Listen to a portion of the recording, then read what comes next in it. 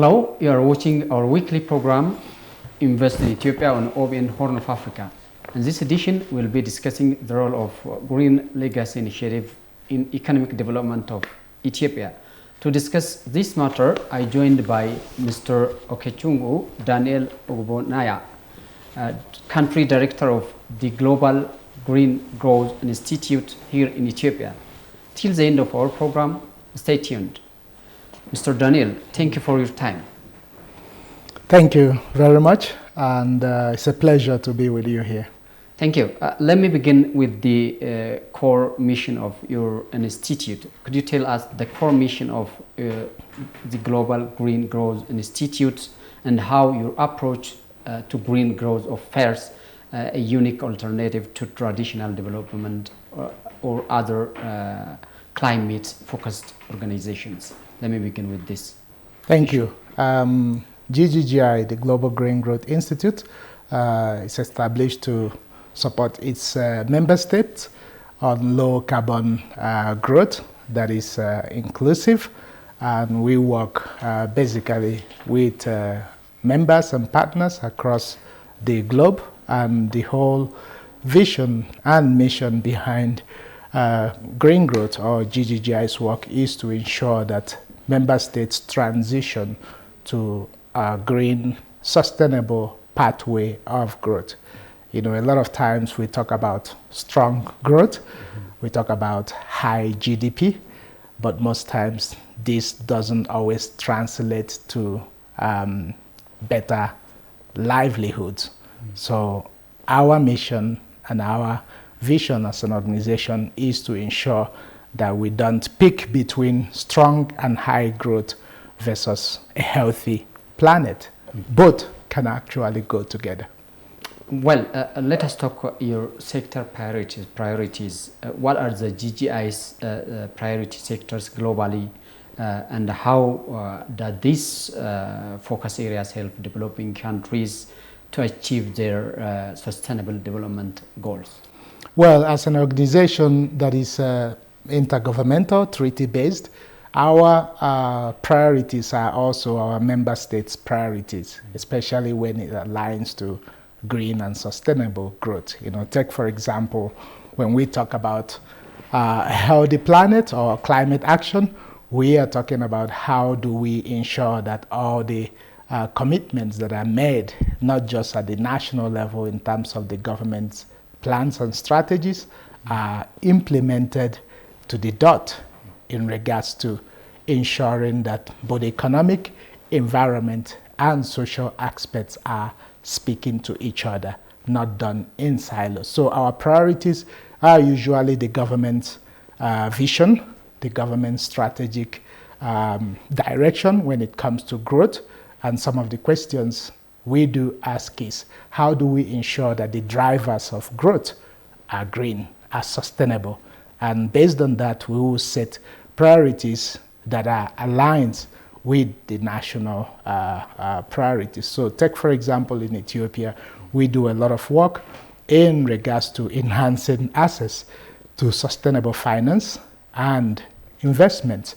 And that will mean that such priorities will link to what type of projects, programs, interventions that will help to structure, you know, investment opportunities that will be attractive not only to international but also domestic actors like private sector. So take for example, how do you do agriculture in a climate resilient way? How do you ensure that there is opportunity to look again into forestry, biodiversity, bioeconomy? How do you look at infrastructure from a sustainable way? For example, in transport, can you make it more sustainable, more appealing to everyday people? When you move a little bit even at the household level, how do you think holistically in terms of livelihood? Can you make sure that what is done at the strategic high level makes meaning to someone at the household level? So our prioritization always work based on what the country have put in place, and does that align with our mission and vision. So there are quite a lot of that, which I will talk a little bit more in our discussion. Okay, good. You have mentioned that your work is based on the strategy of certain countries, especially member countries. As you know, Ethiopia is currently working on this clean energy, urban agriculture, and other urban development even. Right. So how do you support this kind of work in Ethiopia so far, and what is your future plan? Yeah, so CRGE, during its establishment, had Ethiopia as one of our foundation or pioneer member states. And the work we have done has spanned across our approach to work. That is to say, when you get into a country, you look at the macroeconomic plans in terms of what are they doing to ensure that they move the country forward. And back in the early days of CRGE, CRGE worked together with the government of Ethiopia to develop the climate resilient green economy strategy, which is a flagship landmark foundational strategy, not only for Ethiopia, but I would say continentally, even globally, one of those technical evidence-based analysis that was done to come up with how can Ethiopia grow in a green and sustainable way. So such approach, we engage with the government, the sector experts, but most importantly, the general public to ensure that whatever is going to come out of such strategy is owned, but also implemented. So such very high level engagement at the policy regulatory level is one of the ways that we work. But we don't stop there. We move from the evidence or the information we get from such technical analysis to now zoom into the projects, the opportunities that could now get them implemented. And of course, during that implementation or before the implementation, we link that to mobilizing resources or investment to make sure that either at the sector level or at the subsector level that this work is done. So good examples is work that has been done here in Ethiopia by CRGE in climate smart agriculture, in areas related to forestry, biodiversity, bioeconomy, but also in the overall work related to enhancing access to climate finance. Well, let us talk about this grand initiative that is the Green Legacy Initiative that Ethiopia has been undertaking over the past 7 years by planting billions of tree seedlings. So from your perspective, what makes Ethiopia's Green Legacy Initiative a global milestone, and how your office is supporting this grand initiative so far?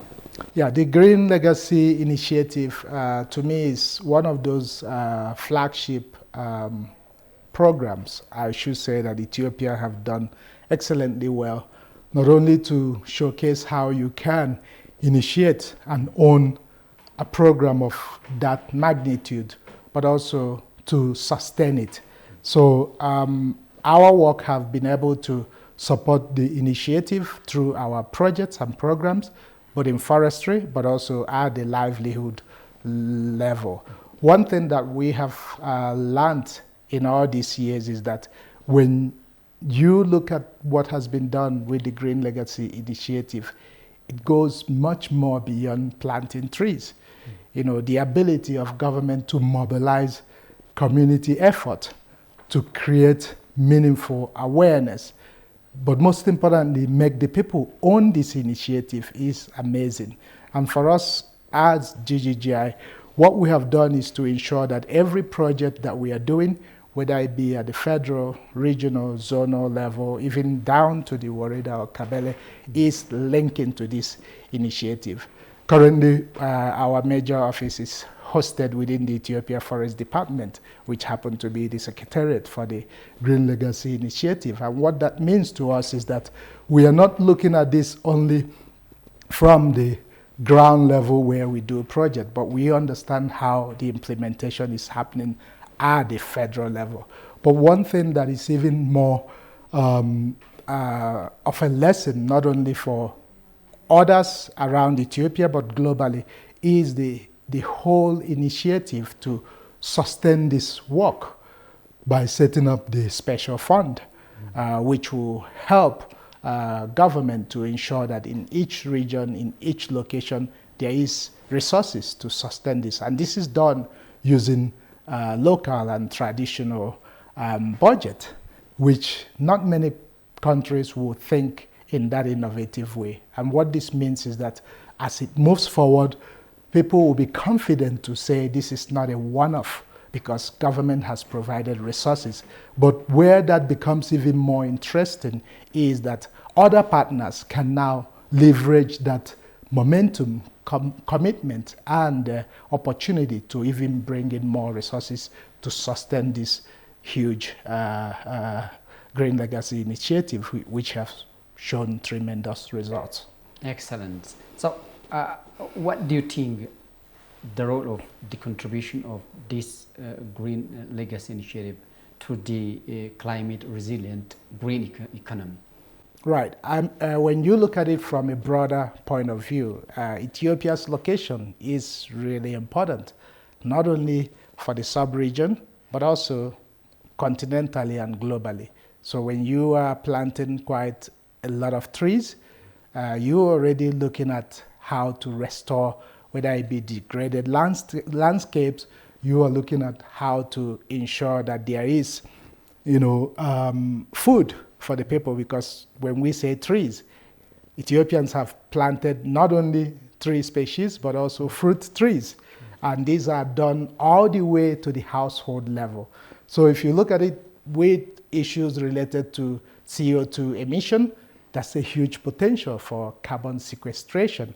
But one thing that really strikes a difference is your ability to bring people together to understand the meaning of these actions. Because it's one thing to participate in a government initiative, but it's another thing for you to actually see yourself as part of that in terms of ownership and sustainability. So it is so meaningful, not only for Ethiopia, but also for the sub-region or the continent, but also globally, to share lessons, to even share knowledge and practices that could make other countries do similar things. Because if we are able to protect our environment, if we are able to extract value from the environment we live without damaging it, that is to the advantage of life and people that live on Earth.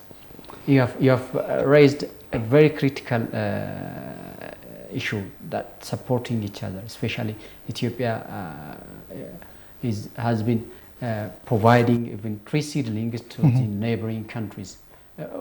What do you think on this, especially this issue is the global issue in fighting climate change? So how do you see the move of Ethiopia in this regard? I think when you bring people at the center of climate action, you achieve much results or outcomes than when you fix it more on abstract things.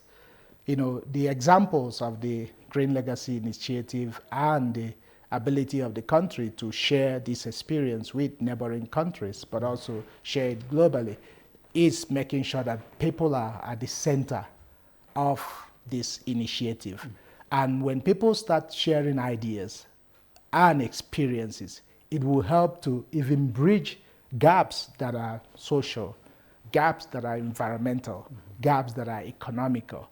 And such gaps are usually what puts us apart rather than bringing us together. So in the case of using the Green Legacy Initiative as a fulcrum or a basis for bringing people together, they are showcasing the fact that climate action will not succeed if you remove the people who are at the center of it. So to me, that's quite remarkable and something that should be emulated by others. Thank you. Let us talk this tree planting beyond planting trees. So moving beyond initial tree planting, how GGI supporting Ethiopia in achieving measurable ecosystem restoration and integrating these efforts into national land use planning? Yes, like I said, beyond tree planting, when we do our programs and projects on the ground at the community level, one of the things that we've seen is that when you listen, you sit and dialogue, you will hear what the needs of the people are, and the ability to integrate those needs within your project or program will make it last even beyond the period that those projects are set to last. So I will give you good examples. We do work in so many regions. For example, Romia region, we have work in Jima, in Batu, in Matu Ababa, and so many other places. When we do our work in forestry, when we are asking the communities to design their land use plan, we are also thinking about the economic aspects. For example, if you set up a village social group that is looking at how do you raise money to sustain whatever intervention, you are teaching people how to not only make money from the little interventions or activities that used to be just for food, subsistence, to now thinking bigger, right? When you say to people, we need to restore a degraded land, and you are saying, we are not going to do it the business as usual way of just putting concrete and making waterways or channels, but we are telling you that there is something that could be nature-based solution. You are even sometimes bringing them back to some local solutions that they have left before. Take, for example, issues related to access to water for farming. We do a lot of work on solar irrigation, and some of those have led to small businesses setting up to do maintenance for either the solar panels or the irrigation pumps. So these are all part of the other aspects that come with the Green Legacy Initiative. You are talking about how do you create cohesion, how do you create understanding amongst communities, villages who may not have been talking to each other, but you're now asking them to come together and do a work on a piece of land. So the aspects where you see them now using that as a platform to discuss other things that affects them is something that we don't take for granted. And we see a lot of results because people go back to their home having a new mindset to how development projects could be done in a green way. Thank you. The finance is very critical in this area. So how is GGI help Ethiopia to get finance in order to achieve its green growth ambition? So what is your role in this area? Well, GGI's role as an organization is to support our member states to not only enhance access to sustainable finance and investment, but we start from the beginning to design such or structure that based on the opportunities that are available. And a lot of it is based on the mode of work where we are embedded within government. We work together to co-create our projects. So what it means is that, take for example, if there is an opportunity for government to tap into climate or sustainable finance from a particular source, we will look at the opportunities in terms of developing bankable projects.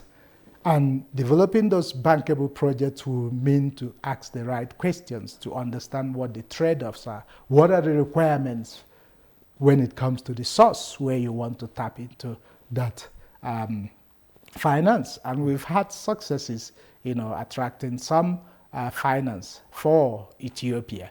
But we don't stop there. What we did say is that climate finance sometimes in some places just stays in the capital or in the federal, at the federal level.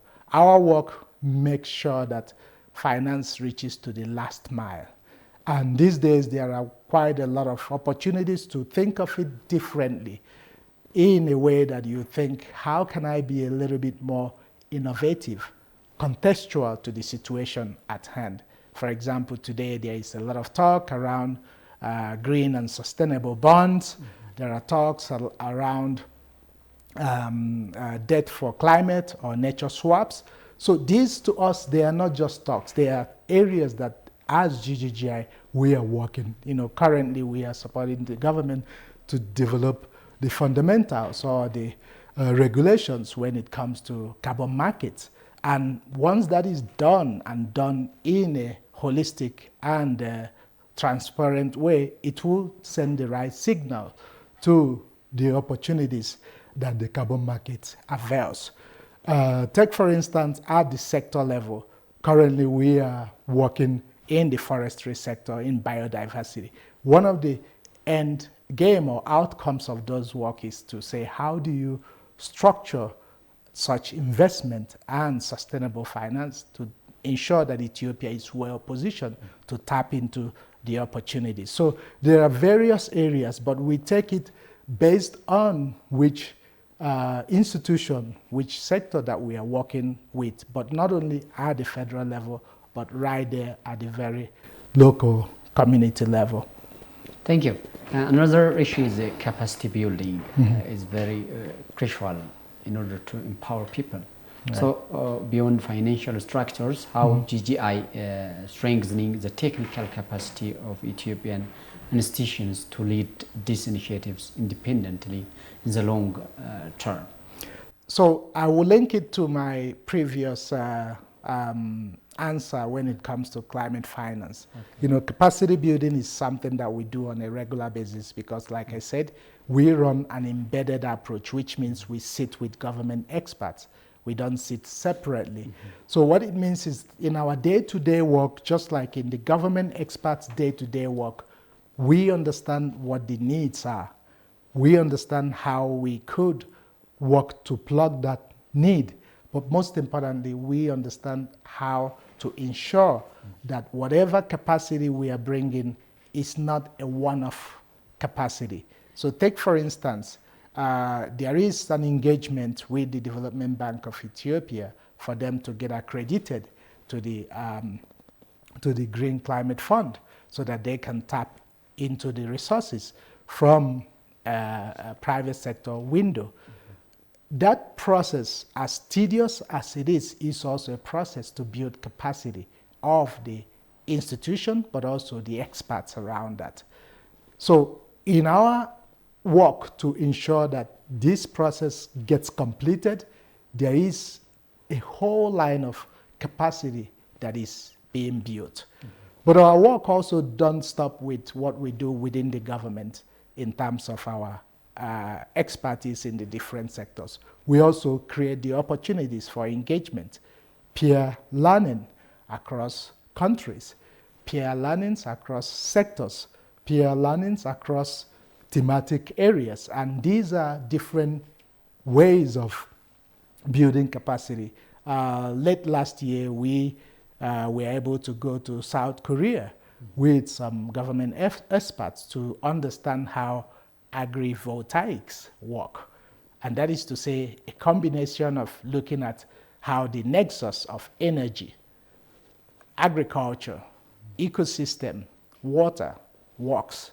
And it was amazing how there were quite a lot of learning from such exposure visits. So capacity building is done based on not only need, but also the approach that is meaningful and contextual to each recipient, whether it be at the individual level or the institutional level. So this is our daily work, and it has been yielding a lot of results.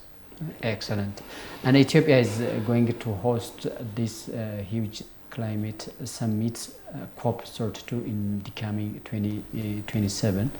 So how do you see this move, and how you will support this effort to make successful?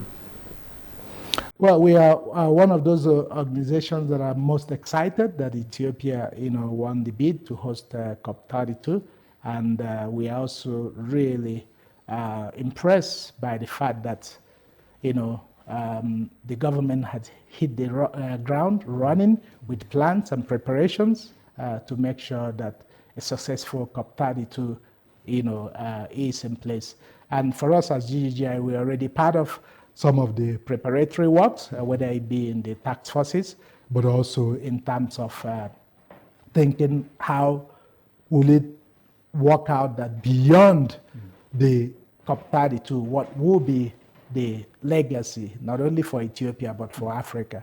I think the country is positioned to showcase one of the best COP32. And we do think what is being done now as it evolves will bring not only Ethiopia, but Africans together to even move forward some of the agendas that have been put before. Take, for example, from the last two climate summits, the declarations, how do you put them forward by coming in unity to showcase the solutions that has been done by countries like Ethiopia and others. So I do foresee COP32 that will really bring a lot of opportunity to move climate action solidly forward. And GGGI is on a day-to-day basis working with the government to ensure that this gets achieved. Finally, if you have any message to add, you are welcome.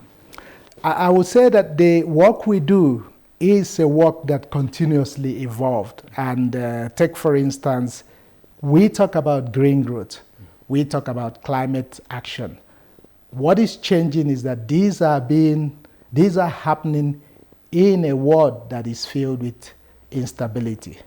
And for us, we are working to make sure that we integrate stability from a conflict sensitivity angle, peace and security, just to make sure that work doesn't stop because there are issues. Rather, we are asking ourselves the hard question of how can we ensure that our work contributes to that vision that everybody have, that is to live a life that is more meaningful, purposeful, and sustainable. So my word to the audience will be, see yourself as part of the movement to ensure a green and sustainable world. Don't think it's just the government's job. It is the job of the private sector. It is the job of the academia, the civil society. It is all of our job to make the world a better place. Mr. Daniel, thank you for your time and a deep insight on our program. I really appreciate it. Thank you very much, Mr. Fikado. Dear viewers, that's all what we have for this edition. See you next time with another program. Till then, bye-bye.